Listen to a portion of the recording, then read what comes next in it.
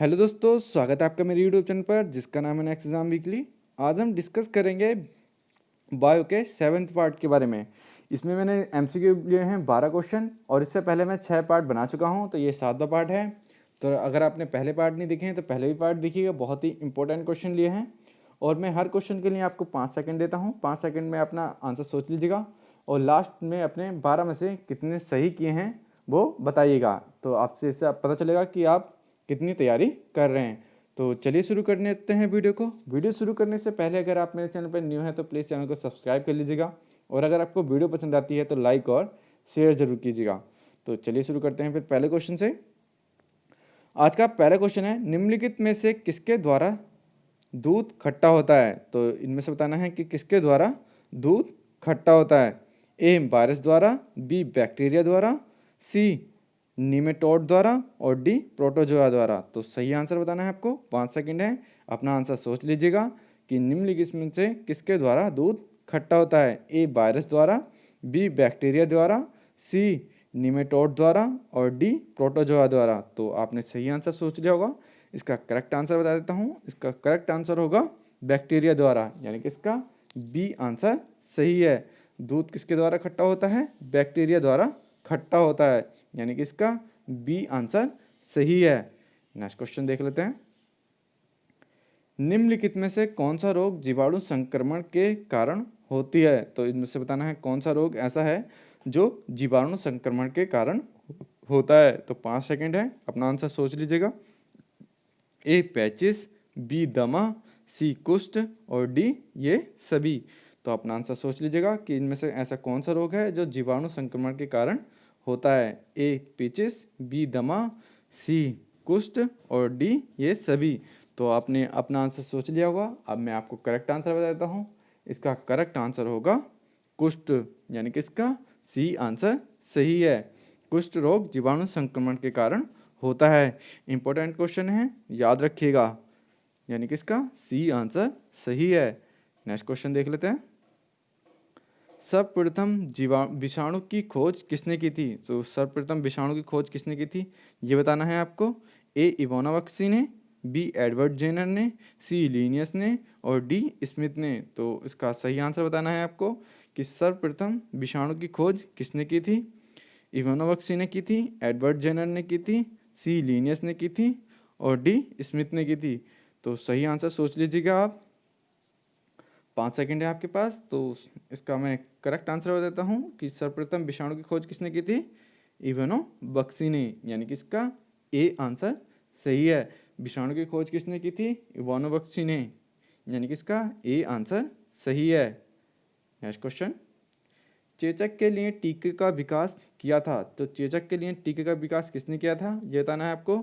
ए मिलिस्टीन ने, B Edward Jenner ने, सी Louis Pasteur ने और डी इनमें से कोई नहीं।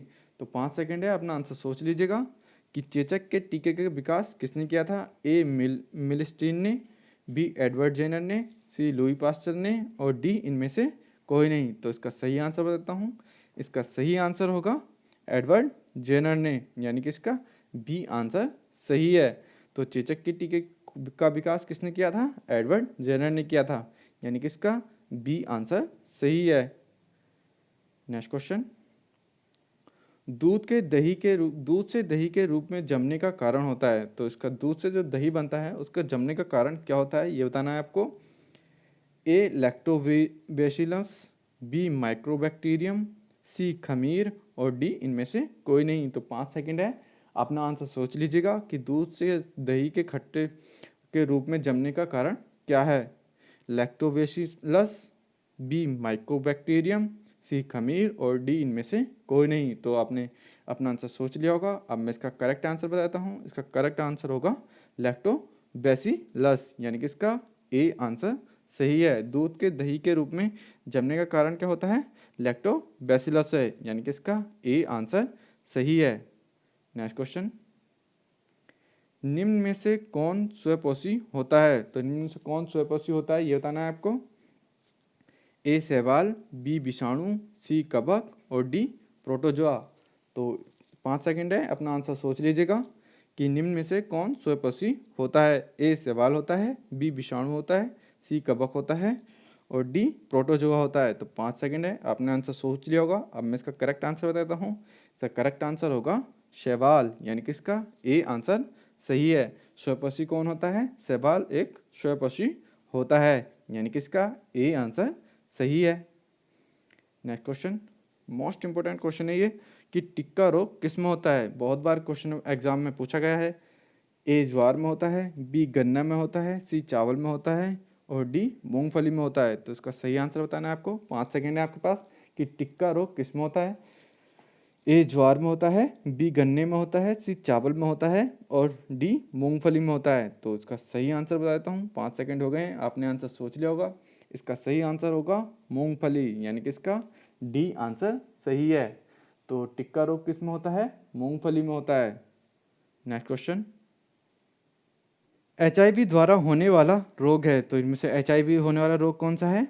ए कैंसर, बी क्षय रोग, सी आतशक और डी इनमें से कोई नहीं। 5 सेकंड है, अपना आंसर सोच लीजिएगा कि HIV द्वारा होने वाला रोग है, कैंसर है, क्षय रोग है और सी आतशक है और डी इनमें से कोई नहीं। तो 5 सेकंड है, आपने अपना आंसर सोच लिया होगा।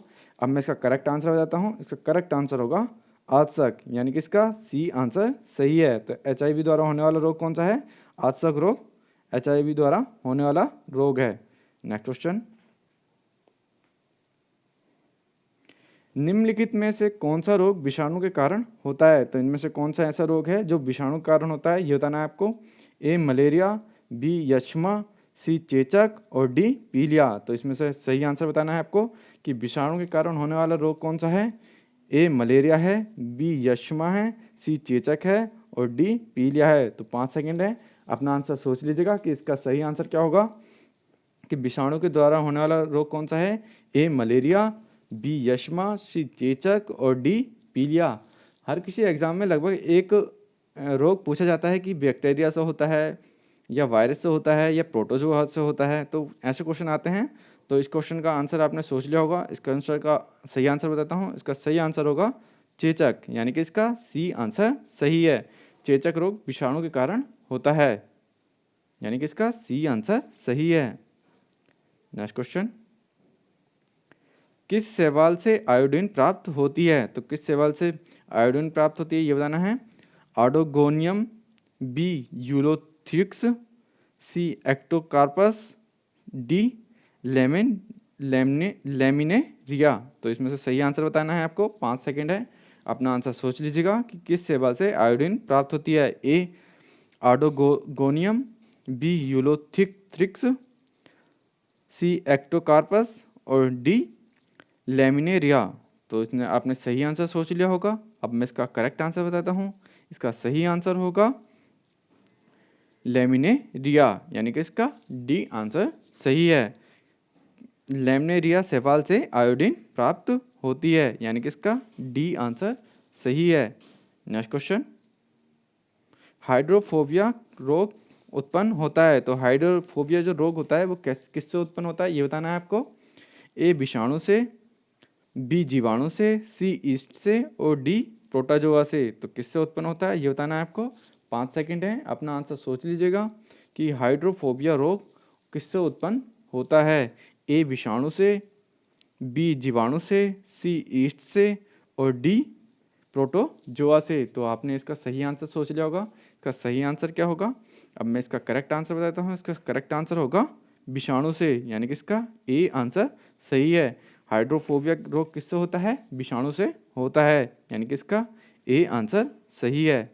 नेक्स्ट क्वेश्चन, निम्नलिखित में से किसमें एंजाइम नहीं होते हैं। तो इनमें से किसमें एंजाइम नहीं होते हैं ये बताना है। ये आज का लास्ट क्वेश्चन है और इसके लिए मैं आपको 5 सेकंड देता हूँ। इसका आंसर सोच के बताइएगा कि क्या इसका आंसर होगा। ए विषाणु से, बी जीवाणु से, सी शैवाल से और डी लाइकेन से। तो आपने सही आंसर सोच लिया होगा कि किसमें एंजाइम नहीं होते हैं। ए विषाणु में नहीं होते हैं, बी जीवाणु में नहीं होते हैं और सी शैवाल में नहीं होते हैं और डी लाइकेन में नहीं होते हैं। तो आपने आंसर सोच लिया होगा। इसका मैं करेक्ट आंसर बताता हूँ। इसका करेक्ट आंसर होगा विषाणु में, यानी कि इसका ए आंसर सही है। तो विषाणु में एंजाइम नहीं होते हैं। तो ये था आज का लास्ट क्वेश्चन। उम्मीद है आपको वीडियो पसंद आई होगी। वीडियो पसंद आई होगी तो प्लीज़ वीडियो को लाइक कीजिएगा और अपने दोस्तों के साथ ज़्यादा शेयर कीजिएगा। धन्यवाद।